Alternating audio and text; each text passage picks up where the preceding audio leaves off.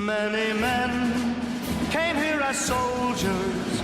Many men will pass this way. Many men will count the hours as they live the longest day. Many men are tired and weary. Many men are here to stay. Many men won't see the sunset when it ends.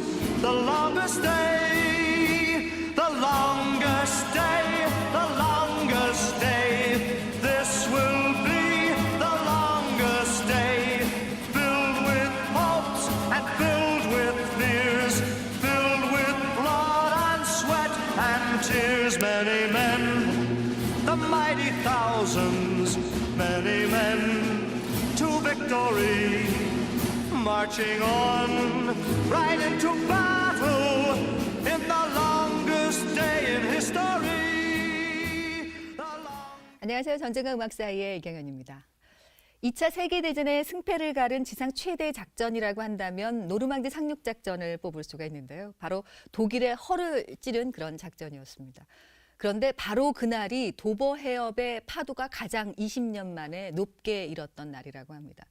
그 누구도 목숨을 걸지 않고서는 배를 띄울 수 없는 날이었다고 하는데요. 오늘은 노르망디 상륙작전에 대해서 전문가들 모시고 얘기를 나눠보도록 하겠습니다. 안녕하세요. 안녕하세요.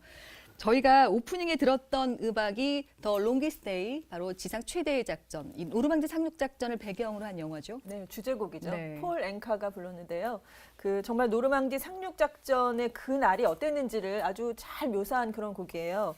이 가사를 보면 많은 사람들이 지쳐서 녹초가 됐어. 많은 사람들이 일몰을 보지 못하겠지. 네. 가장 긴 하루가 끝날 즈음이면. 가사가 너무 애절해요. 가슴이 아프죠. 네. 예. 그러니까 많은 병사들이 자기가 저녁 때 즈음이면 살아서 돌아가지 못할 수도 있다. 이걸 이제 강하게 느끼면서 그러면서도 전투에 나간 거잖아요. 그러니까 그런 걸 생각하면 이 노래를 들을 때마다 좀 숙연한 분위기가 들기도 합니다. 정말 처절했던 전투였던 것 같습니다. 그만큼 어떤 세계 역사를 바꿨던 전투가 바로 노르망디 상륙작전인데, 이게 묘하게도 44년 6월 6일 날 이 작전이 수행이 됐죠. 그 네, 당시 현충일이죠. 네, 그렇습니다. 그러니까 1942년까지는 독일이 승승장구했습니다. 근데 이제 예를 들어서 스탈린그라드, 북아프리카 엘 알라메인, 그다음에 이제 스탈린그라드의 실패를 독일군이 만회하려고 치타델 작전이라는 걸 1943년에 개시합니다. 네. 근데 이 작전이 실패를 합니다. 소련군에 대한 공격이 실패를 하고 독일이 완전히 기진맥진하게 되거든요.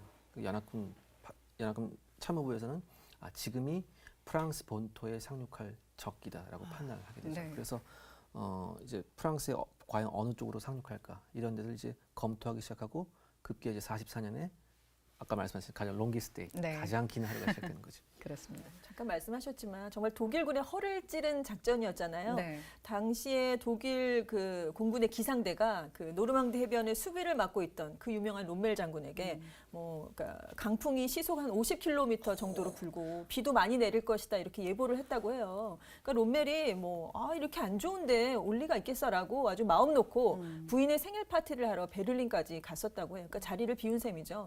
그랬는데 기상이 안 좋고 또 굉장히 먼 거리였잖아요. 영국 본토하고는. 그러니까 정말 여긴 아닐 거야. 이렇게 마음을 놓았던 것 같아요. 맞습니다. 그게 뭐냐면 원래는 5월 달에 상륙하기로 했었는데 네. 기상 상황 때문에 계속 늦춰지는 거예요. 그다음 방금 롬멜 얘기하셨는데 롬멜은 이 2차 대전 중에 가장 중요한 두 번의 전투에서 현장에 없었어요. 아까 말씀드렸던 북아프리카 엘 알라메인 전투에서도 신병 치료를 위해 베를린에 갔었었고요. 아주 노르만디 그 당일도 부인 생일 파티 때문에 베를린에 있었었고요. 가장 실수를 많이 했던 그렇죠. 장군이기도 하네요. 예, 예. 근데 이제 말씀을 해주신 것처럼 그날 이 노르망디 상륙작전이 있는 날이 시속 50km라면 사람이 서 있지 못하는 그렇죠. 그런 네, 강풍인데, 그런데도 불구하고 확률이 낮은 이 작전을 수행했던 이유는 어디에 있었을까요? 일단은 프랑스 본토로 진격을 해서 독일군을 네. 압박할 시기가 왔다라는 게 있었고요. 그렇다면 이제 어느 지점이 가장 상륙에 적합하냐를 따져봤어야겠죠. 근데 모든 독일군이나 연합군은 어디를 선택했었냐면 파르드 깔레였습니다. 가장 가까웠거든요. 그 영국하고 프랑스하고. 네. 그래서 다 여기가 상륙 지점일 거라고 해서 그러니까 서부 전선에 있었던 가장 중요한 독일군 부대는 대부분 깔레에 있었습니다. 그런데 이제 연합군 참모부가 생각을 했죠. 만약에 상륙을 한다면 어떤 데 곳이 좋을까? 네. 일단 항공 지원이 용이해야 되고, 두 번째는 이제 항구가 있어야 되고, 세 번째는 내륙으로 진출하기 위한 평야나 도로망이 좋아야 된다. 이거를 따지다 보니까 노르만디가 나왔습니다. 네. 그러니까 사실 그 네덜란드도 상륙 지점으로 후보가 올랐는데 쉽게 말해서 다 이제 속임수였었고요. 깔레도 유력한 후보지였는데 워낙 독일군 방비가 심각했기 때문에 깔레는 이제 후보에서 또 탈락하고 네. 최종적으로 노르만디가 됐습니다. 뭐 이런 것들을 사용할 때 가장 중요한 게 또 암호 사용이잖아요. 그렇죠. 이 상륙 작전을 위해서 연합군이 암호를 사용을 했는데 네. 그 프랑스 사람들에게 굉장히 유명한 폴 베를렌의 시가 있었어요. 네. 가을의 노래라는 시가 있었는데 이거를 이제 영국 BBC 라디오 방송에서 방송을 하는데 그 뭐 전반부를 읽으면 이제 상륙 작전이 임박한 것이고 후반부를 읽으면 그 48시간 이내에 상륙 작전을 거행을 한다. 뭐 이런 네, 암호를 네. 사용을 했거든요. 그러면 이 노래를 들은 프랑스의 레지스탕스들이 이제 같이 협공을 하겠다. 그렇군요. 뭐 이런 의미로 사용이 된 건데 실제로 6월 6일에 이 상륙 작전이 이루어졌는데 그 닷새 전인 6월 1일에는 시의 전반부가 방송이 됐고요. 네. 하루 전날에는 시의 후반부가 방송이 됐습니다. 또 하나 저 연합군이 기만 작전을 많이 합니다. 어떤 거죠? 그러니까 깔레로 이제 상륙할 것 같이 네. 뭐 이제 예를 들어서 가짜 탱크도 막 이제 그 주변에 갖다 놓고서 네. 그런 얘기도 있었죠. 그다음에 영군 첩보부에서 이제 포티튜드 작전이라는 걸 합니다. 그런 작전명은 처음 들어보는 예, 것 아마 같은데요. 처음 들어보셨을 거예요. 네. 느닷없이 영국군이 25만 세트의 스키 바인딩을 주문을 해요. 그래서 그게 옮겨집니다. 근데 독일군 첩보부가 캐치를 했어요. 그래서 왜 스키 바인딩 25만 세트지? 이거 혹시 노르웨이 쪽으로 상륙하는 거 아닐까? 라고 생각을 하죠. 근데 당시 그 프랑스에 있었던 독일군 첩보부에 캐셀링이라는 중령이 있었습니다. 네. 근데 아주 그냥 첩보전에서는 달쿠다른 사람이에요. 그 얘기를 듣자마자 이거는 기만 전술이다. 분명히 노르웨이가 아니라 프랑스 본토로 상륙한다. 그래서 더욱더 프랑스 본토 방어를 하는데 그 방어가 전부 다 깔레 쪽으로 또 집중됩니다. 가끔 이렇게 2차 세계대전을 보면 정말 첩보작전이 아주 중요했다라는 걸 다시 한번 느끼는 어떤 그런 계기가 됐던 것 같아요.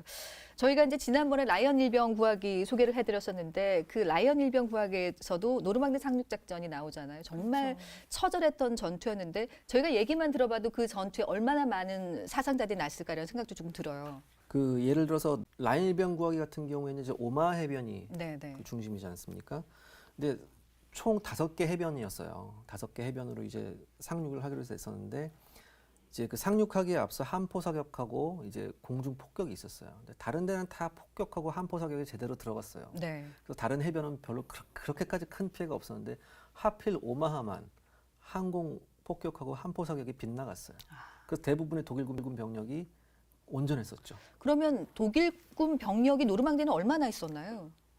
의외로 한 85만 정도 있었습니다. 근데 이 85만이 정말 많잖아요. 근데 이 85만이 대부분 소련군 포로였습니다.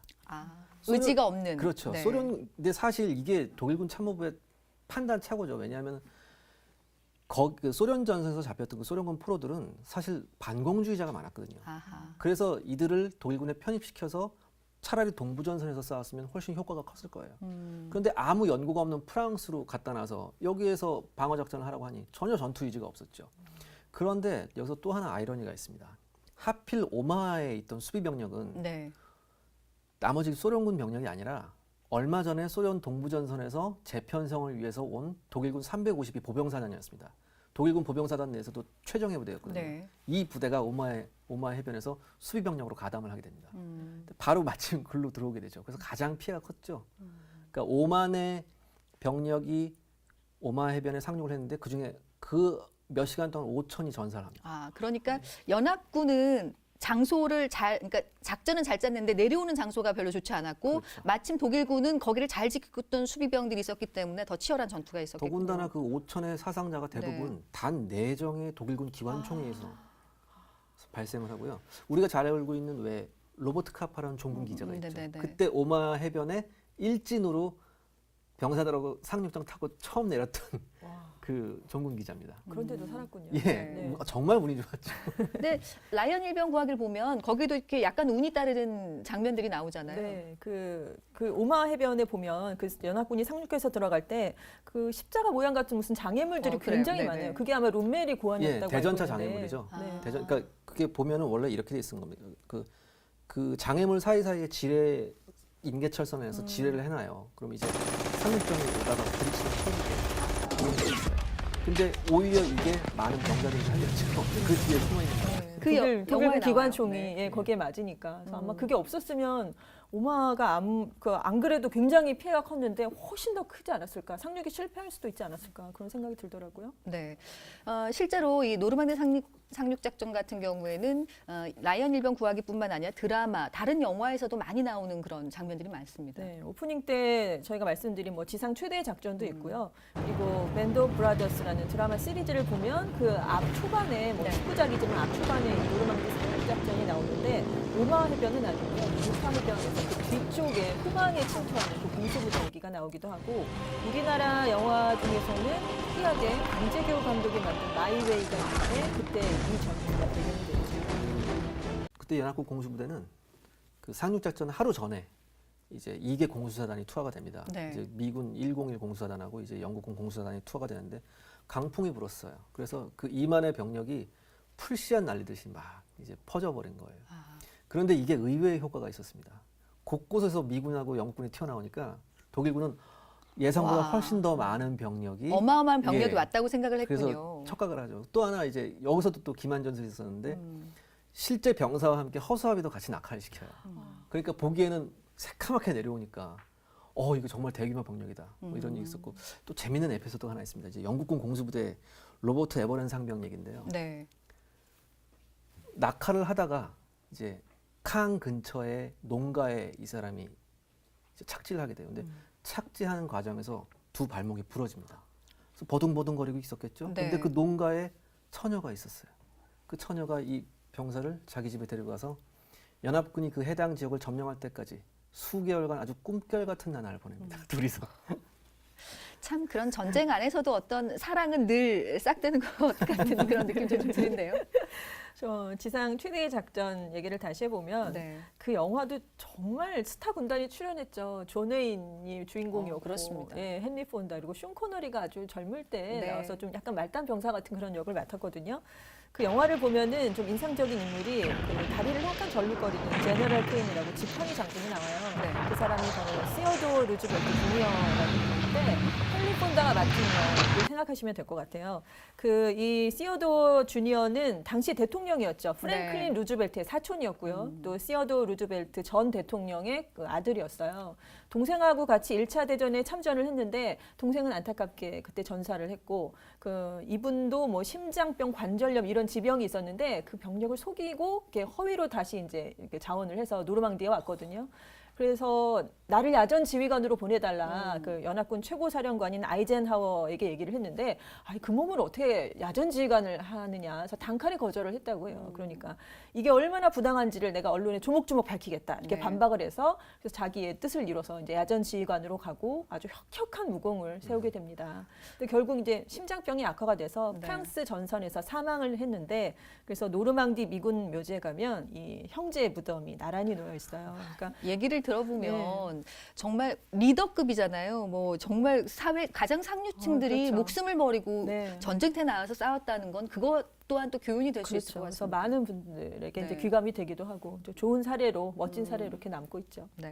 보통 이제 우리나라에서 만든 영화를 보면 6.25 전쟁이라든지 베트남 전쟁을 배경으로 만든 영화가 많은데 강재규 감독의 마이웨이를 보면 노르망디 상륙 작전이 나와요. 네, 그게 단 한 장의 사진에서 비롯된 거거든요. 네. 그 무슨 사진이 있었냐면 전형적인 동양인 병사가 독일군 군복을 입고 미군한테 신문을 받는 그런 사진이었는데 거기에 뭐라고 써 있었냐면은 한국인 병사라고 이렇게 써 있었어요. 도대체 왜 한국 사람이 지구 반바퀴를 돌아서 왜 프랑스 노르망디 해안에 있느냐? 그래서 그걸 이제 추적하다가 그거를 모티브로 만든 영화가 마이웨이인데 충분히 가능성이 있죠. 왜냐하면 이제 그 일제 강점기 때 우리가 정말 많은 그 젊은이들이 이제 그렇죠. 네. 징병으로 갔지 않습니까? 그래서 어느 전선에 가냐면 이제 노무난 전선이라고 해서 소련과의 전투에 이제 투입이 돼요. 네. 거기서 이제 소련군 포로가 되거든요. 근데 소련이 독일과 전쟁을 시작하면서 병력이 극히 부족하니까 네. 이 포로들을 전부 다 소련군 군복을 입고 소련군에 편입을 시킵니다. 그래서 독일군하고 싸우게 만들어요. 그런데 스탈린그라드 같은 데나 이런 데서 독일군하고 싸우다가 독일군한테 또 포로를 잡힌단 말입니다. 근데 제가 아까 말씀드린 대로 동부전선에서 잡힌 소련군 포로를 전부 다 서부전선으로 보냈어요. 그 과정에 충분히 딸려 들어가 있습니다. 그래서 이러한 과정을 역추적하다 보면은 그 주인공 같은 경우에는 정말 그 역사적으로 중요한 전투 현장마다 있게 되거든요. 네. 어떻게 보면 비극이죠, 이게. 우리나라의 또 아픈 그런 역사인 것 네. 같습니다. 그 사진 설명을 보니까 이 사람이 하는 언어를 아무도 알아들을 수 없었다 뭐 이런 설명이 있더라고요. 아, 참 인생 역정이 정말 영화로 만들 만한 그런 스토리였던 것 같아요. 그 영화의 사운드 트랙을 보면 안드레아 보첼리가 또 노래를 불렀거든요. 네. To Find My Way라는 곡을 불렀는데, 그러니까 이 곡의 가사와 아름다운 멜로디에 굉장히 감명을 받아서 참여를 하게 됐다라고 얘기를 했는데, 이 보첼리는 12살에 시력을 잃었거든요. 네. 뭐 그렇지만 이제 갖은 노력 끝에 그 세계적인 파페라 가수가 됐는데, 이 영화에서도 그렇게 모든 것을 잃은 한 인간이 희망을 가지고 다시 살아가는 그런 내용의 뭐 감명을 받았고, 그게 나의 인생과도 뭔가 겹치는 부분이 있지 않았나 이런 생각에 이제 여기에 참여를 하게 됐다라고 얘기를 했는데, 이 영화의 음악 감독이 또 강재규 감독의 짝꿍이죠. 이동준 음악 감독이 또 그렇군요. 맡으셨는데, 기획 단계부터 보첼리의 목소리를 떠올리셨대요. 그래서 이분을 섭외하는데 무려 1년이나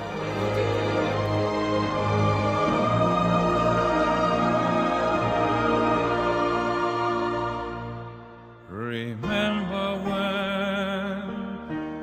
under the sun where we were in abounding love, sheltered from the storm, safe as I when we had it all. Part of our life, the day we lost paradise through certain pain, we found our way every single night and day spent apart. However far, to find my way, I'll search my memory to hear your voice, to know your name and see your face, so I can find my way.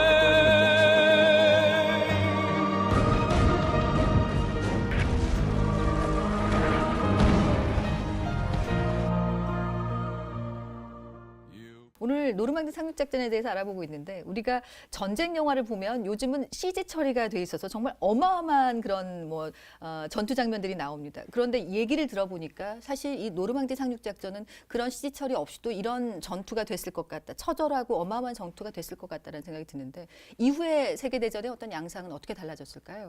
일단 본토에 상륙하자마자 네. 독일군이 급격하게 무너지기 시작합니다. 그 다음에 결정적으로 이제 그러니까 독일 본토 바로 앞에서 그 철수하던 독일군들이 포위망에 걸리게 되죠. 그래서 거의 한 30일만에 독일군이 이제 포위망에 걸립니다. 네. 그 지휘관은 이제 발터 모델이라는 장군이었고요. 근데 여기서 이제 결사전을 마지막에 이제 최후의 결사전을 준비하고 있었죠. 근데 저쪽에서 미군 장군 하나가 집차에다가 백기를 걸고 이렇게 옵니다. 그 여기 독일군 지휘관하고 얘기를 하겠다고. 그 미군 장군이 누구냐면 이제 6.25 전쟁 때도 참전했던 리츠웨이 장군이에요. 네. 발터 모델하고 이제 독대를 해요. 전쟁이 어차피 끝난다. 그럼 그 전쟁이 끝난 다음에 당신 조국 독일을 일으킬 사람들은 지금 당신이 데리고 있는 그 부하들이다. 근데 이 부하들을 죽음으로 내몰겠느냐라고 하죠. 거기서 모델이 그럼 무슨 얘기를 하냐면 시간을 조금만 달라고 얘기를 하죠. 그리고서 와서 놀랍게도 부하들한테 제대증을 다 써줍니다. 그러고서 무슨 얘기를 하냐면 전쟁 귀관들의 전쟁은 끝났다. 빨리 가족을 데리고 서쪽으로 탈출해라. 이런 얘기를 남깁니다. 그래서 전부 다 서쪽으로 탈출시킨 다음에 자기는 혼자서 숲에 들어가서 자살을 하죠. 권총 자살을 합니다. 제가 여기서 비교해보고 싶은 대상이 바로 일본군이거든요. 일본군 같은 경우에는 무조건 옥새였거든요. 치면 그렇죠. 이거는 아니면 죽음 잡히면 이거는 죽어라. 정말 그 비인간적인 것뿐만 아니라 이건 네. 정말 바보 같은 짓이거든요. 이런 거에서 한번 차이가 좀 있어요.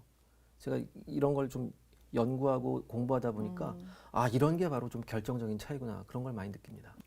수많은 군인들이 죽어간 오마하 비치에서 한 젊은이가 병에 모래를 담고 있었습니다.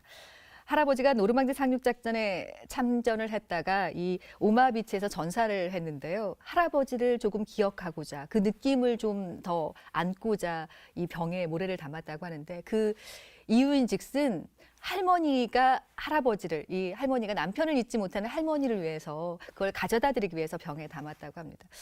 아마 저희는 전쟁을 잊고 살지만 가족을 잃은 그분들은 아직도 가족에 애달아 할 거고 가슴 아파할 거라는 그런 생각이 드는데요.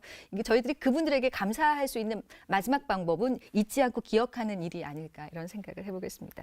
이 절대 잊지 못할 전쟁을 아픔에 또 간직하고 살아가시는 분이 계셔서 저희가 소개를 좀 해드리려고 합니다. 그 시절 그 노래 오늘은 어떤 분일까요? 함께 만나보시죠.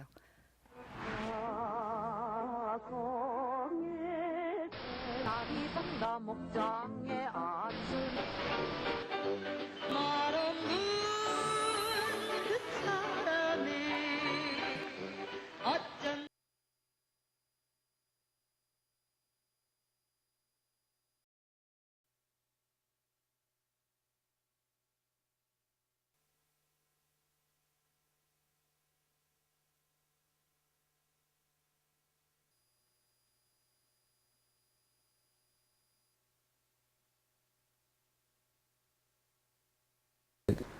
그 몰랐죠. 이렇게 살아서 우리가 집이 온다는 생각은 해본 적이 없었어요. 그래서 이제 이제 전쟁하러 나갈 때는 이제 그 내무반에서 머리를 조금 잘라라, 손톱 잘라라, 발톱을 잘라라 해가지고 요만한 저기 저 봉투를 하나 줘요. 그럼 거기다 넣는 거라. 그러면 너희가 죽으면 요거 너희 집으로 보낸다. 그것이 반복되는 거라 전쟁할 땐. 살아 들어오면 또 그렇고 살아 들어오면 또 그렇고. 10월 6일에 음력으로 추석날에 얼마나 기부하고 해서 기금 조성도 많이 된 모양이에요. 요건 낙하산 무대에 갔을 때, 예? 이제 숙전대 갔을 때 사진이고, 예. 요것은 우리 김영림 회장이, 예? 다 봤죠. 저기 전사한 사람들, 부상당한 사람, 다리 잘라진 사람, 이거 구성하고, 예? 그거 볼 때 참 처참한 광경을 보고, 참 피눈물들을 많이 흘렸어요. 그래가지고. 우리 일대대가 전쟁을 이렇게 많이 심하게 해가지고, 이제 대대장이 이제 저 전쟁을 끝나고 나서 이제 그 인원 보고를 해요. 인원 보고를 하면 일대대, 일중대, 에? 누구 이제 이걸 해가지고 이제 인원 보고하면 총 인원 170 몇 명, 뭐 그러면 사망 70명, 부상 50명, 뭐 저기 행방불명 30명 해가지고 현재 의원 28명 정도 나오더라고. 그거밖에 안 돼, 일개 중대가. 그 어떤 중대는 뭐 30 몇 명이라고 그렇게 보고를 하고.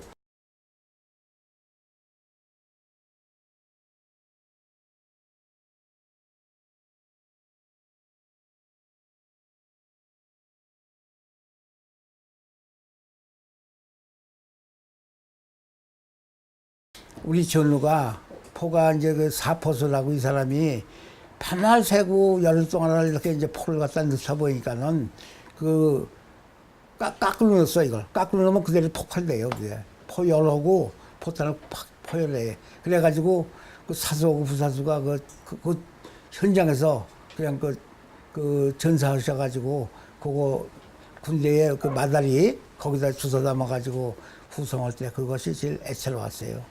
그때 당시에는 저쪽에서 우리가 싸울 때는 여기 창문 옆에다 굿자 가지고 싸우지 않았습니까? 굿자. 가우자. 저 아랍에서 저 굿자 해가지고 싸우다가 어떻게 돼가지고 우리가 장마고치가 됐는지도 뱀마부대가 됐는지도 모르지 않았습니까? 언덕 밑에다 박격포를 설치해 놓고 언덕에다가 이렇게 그냥 시민들 앉았는데 예감이 이상해. 그래서 이상해서 딱 그 자리를 벗어나는데 그 자리 가서 중공군 포가 떨어지더라고요. 그 자리 1분만 더 앉았으면 죽은 거지. 이게.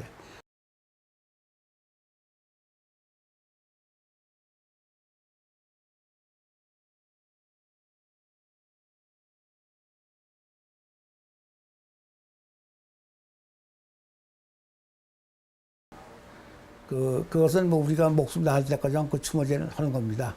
우리 전우가 848명이 그 당시에 여름동안에 돌아가셨는데 그분들을 우리가 추모 안 해주면 누가 추모해 줄 사람도 없고 그때는 그 아들 하나 있는 사람은 그 집안이 망했어요. 그 아들 하나 죽으면 손이 끊겨버리고 그런 사람들이 많았어요.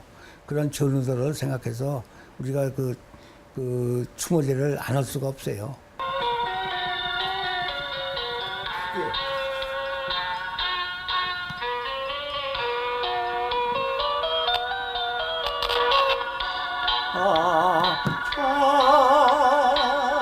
산이 막혀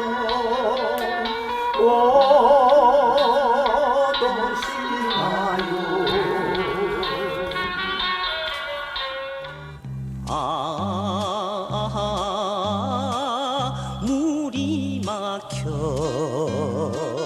못 오시나요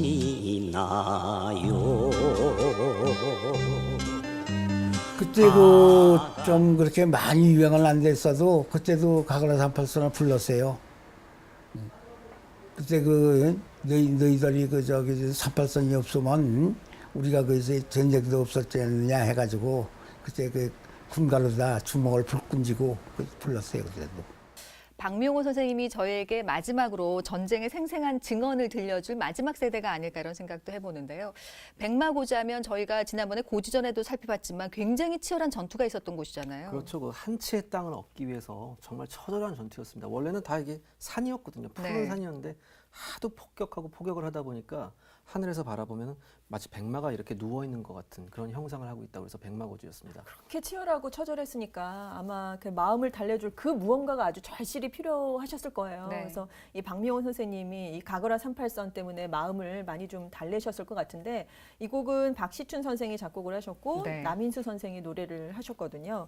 그러니까 민족의 분단을 좀 한탄하고 통일을 갈망하는 그런 국민들의 마음을 담은 그런 곡인데 이게 발표되자마자 엄청나게 인기를 끌었고요. 네. 뭐 입에서 입으로 소문이 퍼지면서 38선 너머에까지도 이게 유행을 했을 정도였는데 얼마나 인기가 있었냐면 수요를 못 맞춰서 주문을 못 받을 정도였대요. 오. 그래서 이게 정말 굉장한 히트를 했던 그런 곡입니다. 네, 우리 민족의 마음에 아주 잘 와닿는 그런 곡이 아니었을까 싶은데요. 박명호 선생님을 통해서 다시 한번 6.25 전쟁의 생생한 증언을 들어봤는데 다시 한번 저희도 어떤 전쟁의 의미를 새겨보는 시간이 됐던 것 같습니다.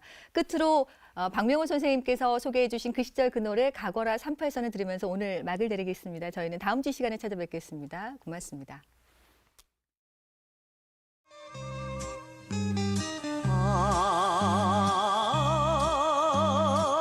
산이 막혀 못 오시나요